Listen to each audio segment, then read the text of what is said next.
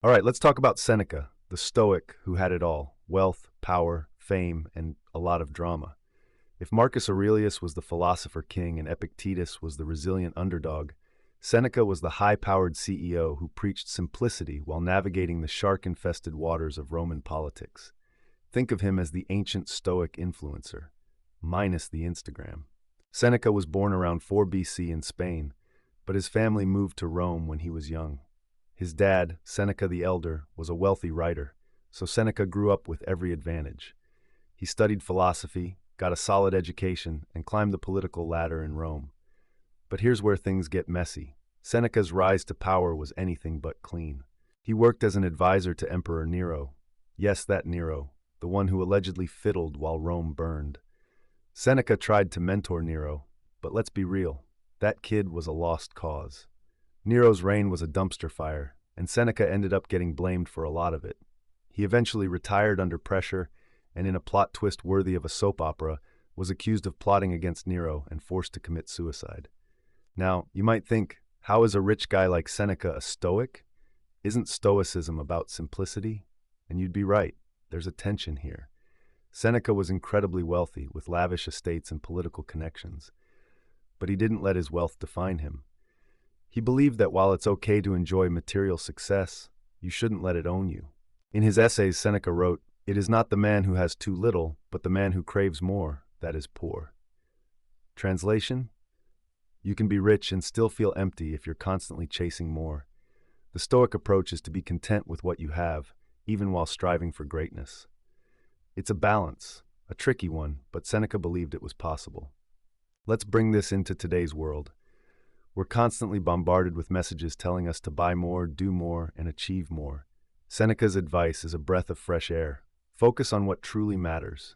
He said, "Wealth is the slave of a wise man and the master of a fool." In other words, money's not the problem, it's how you use it. Take a minute to think about your relationship with success. Are you working toward goals that align with your values, or are you just chasing status?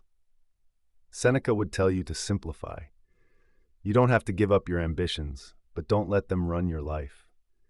True wealth isn't about having more, it's about needing less. One of Seneca's most famous essays is called On the Shortness of Life, and it hits hard.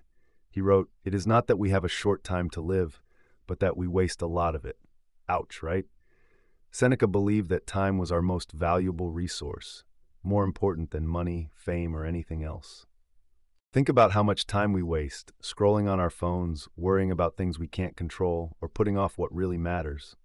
Seneca's advice: use your time wisely.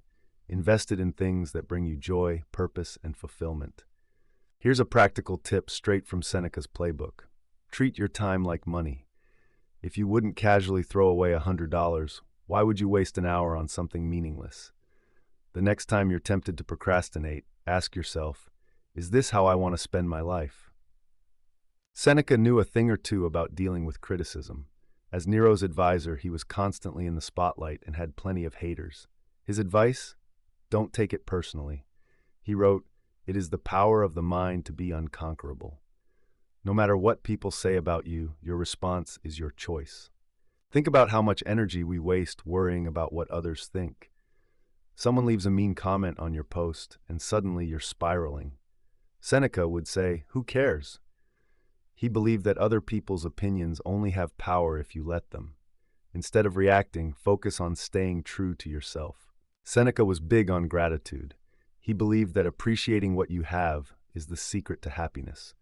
He wrote, "Begin at once to live, and count each separate day as a separate life." That's a poetic way of saying, stop waiting for the perfect moment. Enjoy what you have right now. Imagine applying this to your everyday life. Instead of stressing about what you don't have, take a moment to appreciate what's already good. Your friends, your family, a good meal, or even just a sunny day.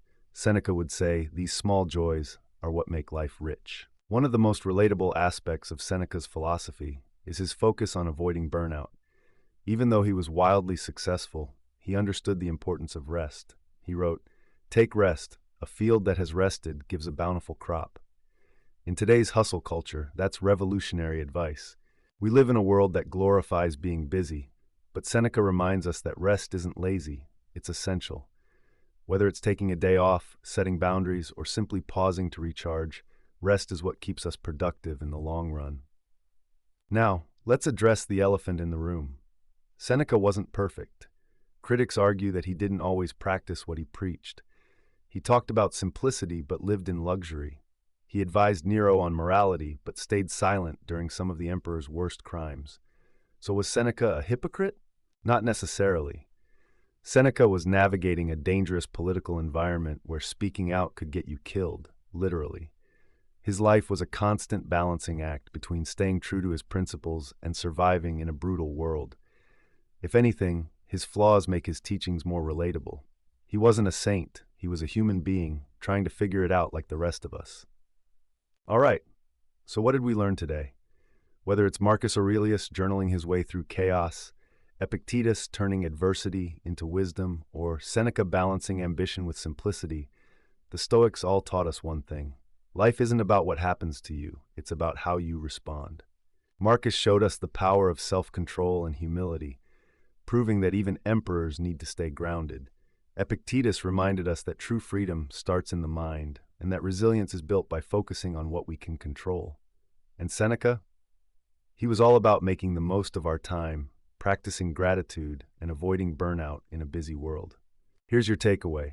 Stoicism isn't just an ancient philosophy, it's a survival guide for the modern world. So what's your next step? Maybe it's journaling like Marcus, letting go of a grudge like Epictetus, or simplifying your life like Seneca. Whatever it is, start small. Pick one lesson, apply it, and see how it transforms your day.